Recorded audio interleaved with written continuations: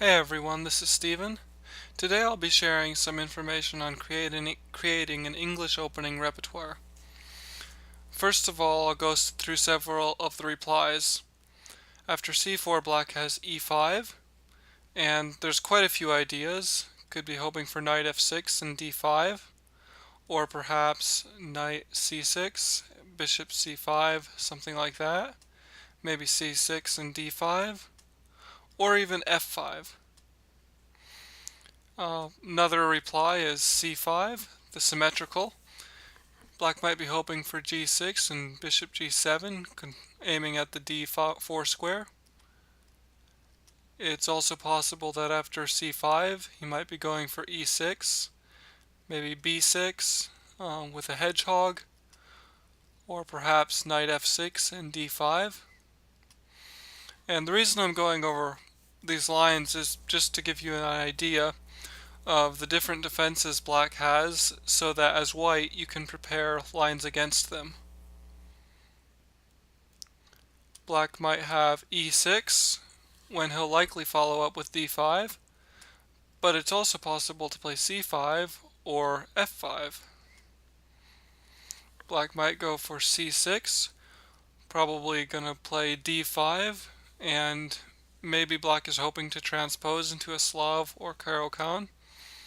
Black might play f5, the Dutch defense, or Anglo-Dutch. Black might try b6, which is actually called the English defense, interestingly. g6, called the Great Snake Variation, is probably played by someone hoping to enter a King's Indian defense or Grunfeld defense, but there are independent lines from it as well. Even knight c6 is a possibility, if not the best one. d6 is a move. Black could be hoping for a King's Indian defense, or maybe he'll be planning e5 or c5. And of course there's knight f6, which is extremely flexible. Basically it only immediately stops f5. If white plays knight f3, then e5 is stopped. However, black could play c5 or c6. He could play e6 or maybe e5 if white allows. He could go for d5, g6.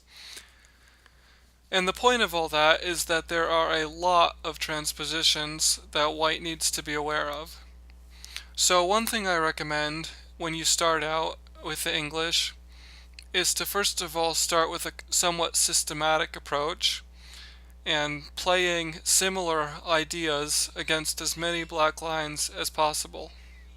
For example, you might want to try initially playing g3, bishop g2, knight c3, and then when it makes sense, play a3, rook b1, and b4 to expand on the queen side. Sorry about that. Another idea might be to play a Botvinnik system when it makes sense. This would be with bishop g2, or g3 bishop g2, knight c3, e4. That would be a Botvinnik system. And maybe you decide that you want to play it and f4 whenever possible with a kingside attack.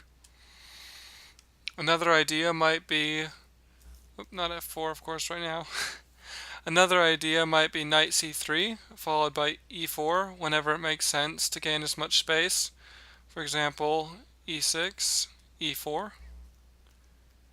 And that could be played against numerous defenses. Or you might be, if you are a former King's Indian, if you are a former d4 player, and you are fine playing against e6 and c6 type defenses, but you do not like the King's Indian defense or the Grunfeld defense, then you might, for example, try knight f3, and against e6 you play d4, the same against c6, or if they play g6, you could play g3, remaining in English territory. You could even, when feasible, play play it just like a Sicilian with a tempo up.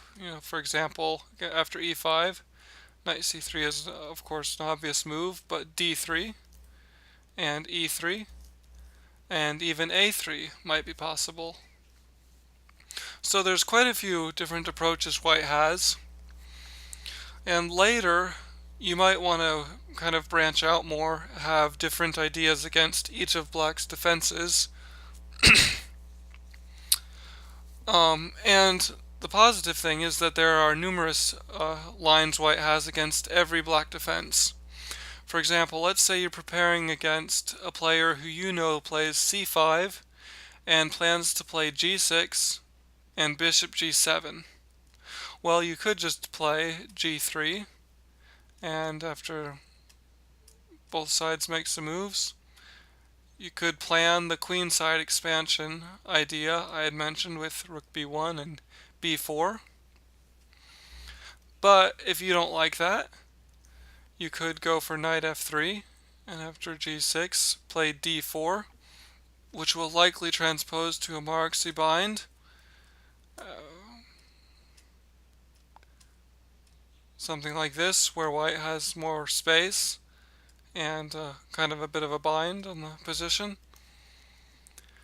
And if you don't like that, you could also play b3, which is kind of annoying for black right away.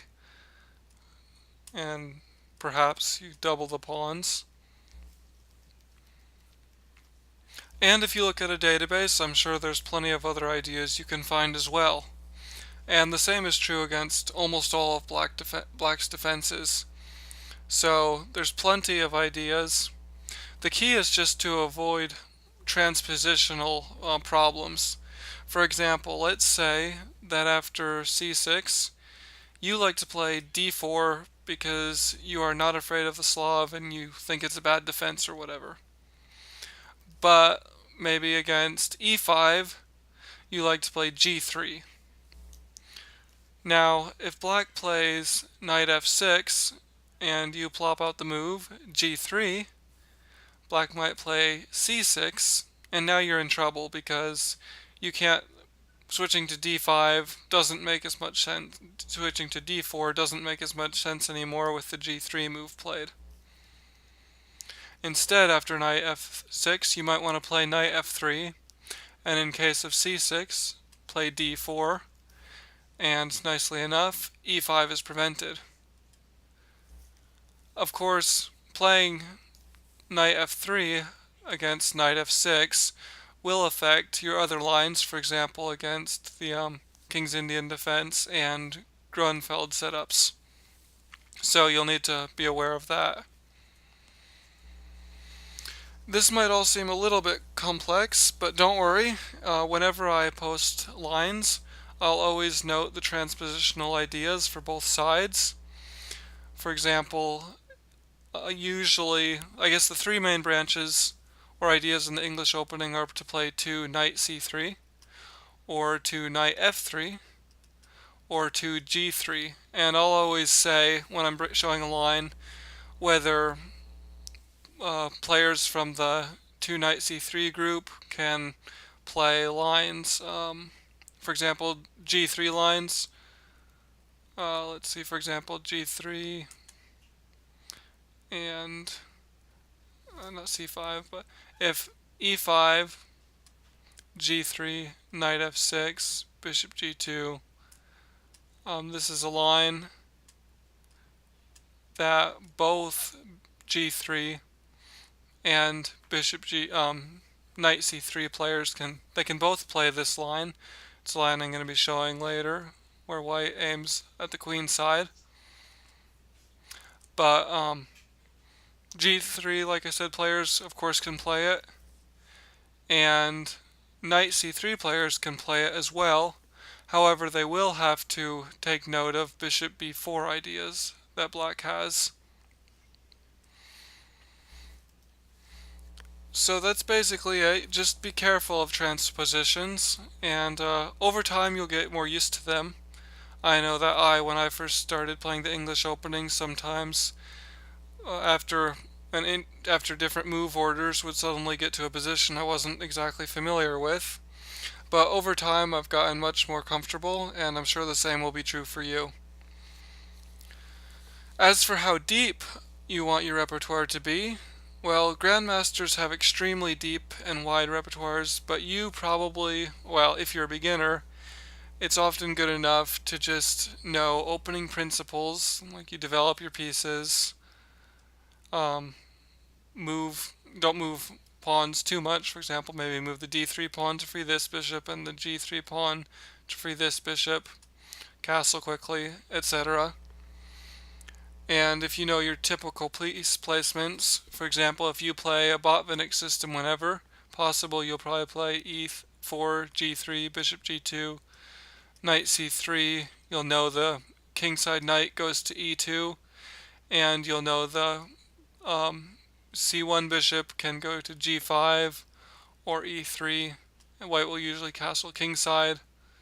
If you know all that, then you're pretty good to go. And also maybe know a few middle game plans.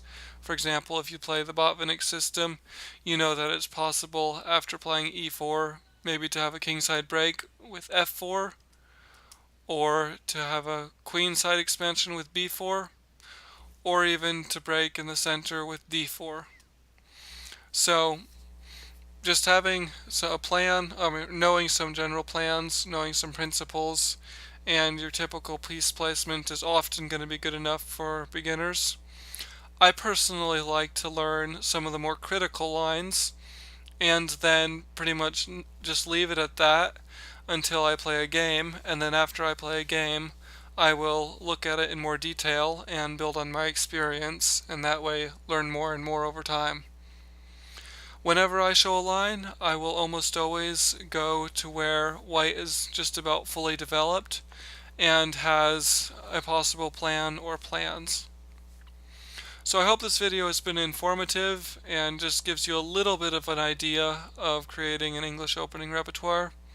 I will post some lines in more detail later, and if you want to see this post in writing so you can see the moves, visit englishopening.com, and hope you all have a Merry Christmas.